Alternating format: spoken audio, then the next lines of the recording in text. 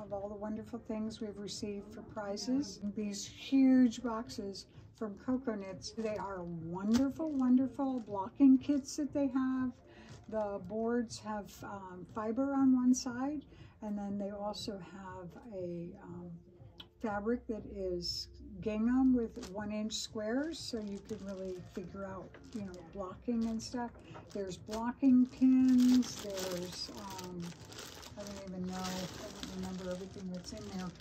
But the blocking kit, they have the stainless pins, 18 interlocking fiber topped foam tiles, cotton cloth, and a jute bag that contains the kit, obviously this one. So anyway, quite a challenge last year to figure out how to mail all these out. We did finally get them all out. But this year they've actually sent us information on how they ship them out, so it should make life much easier. So I don't know if you're familiar with Cocoknits. Julie Weisenberger learned to knit and complete her first sweater in college while studying abroad in Salzburg, Austria. She has been knitting and designing ever since. In the 1980s, she ran her own knitwear company, and in the 1990s designed sweaters for yarn companies and magazines.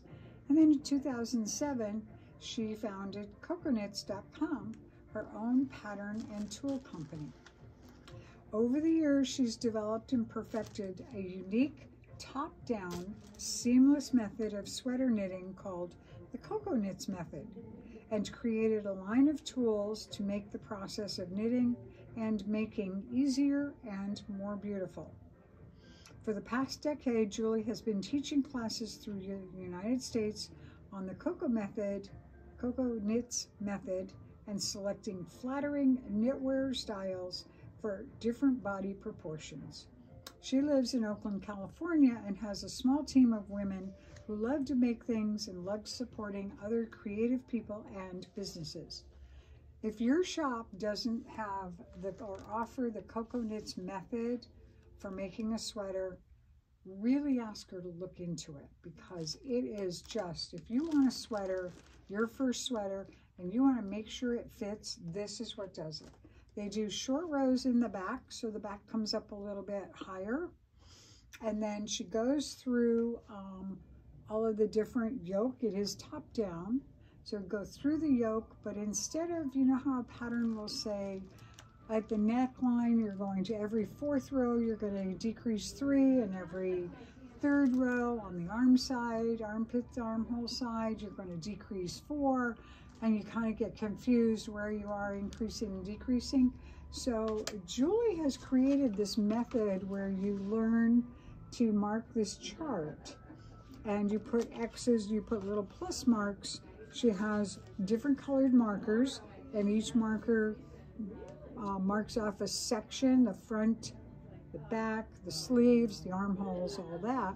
And when you get to that color marker, you know you either need to add a stitch or decrease it. And so once you chart out the yoke portion of your sweater, you put the book away and you just read the chart. And it's so easy because you wrote the chart, so you know how to do it. It just makes for the easiest method. And she does have a space on her website where stores can list the shops, the classes that they're doing, and whether the classes are virtual or whether they're in person. Unfortunately, ours are in person, so it's an all-day workshop. You learn to do the back and the sizing first, and then we take a break for lunch, and then we come back and we learn how to do the chart. And you go home, you get started on that. Many people actually finish the yoke section. You go home and just knit the rest of it. It's awesome.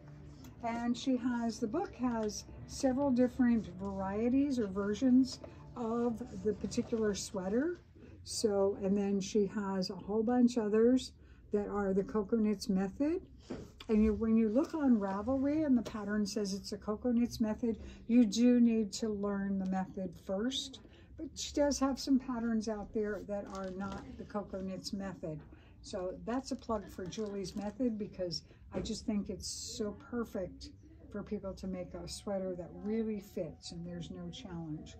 And then when you're done doing your sweater, you can block it to perfection.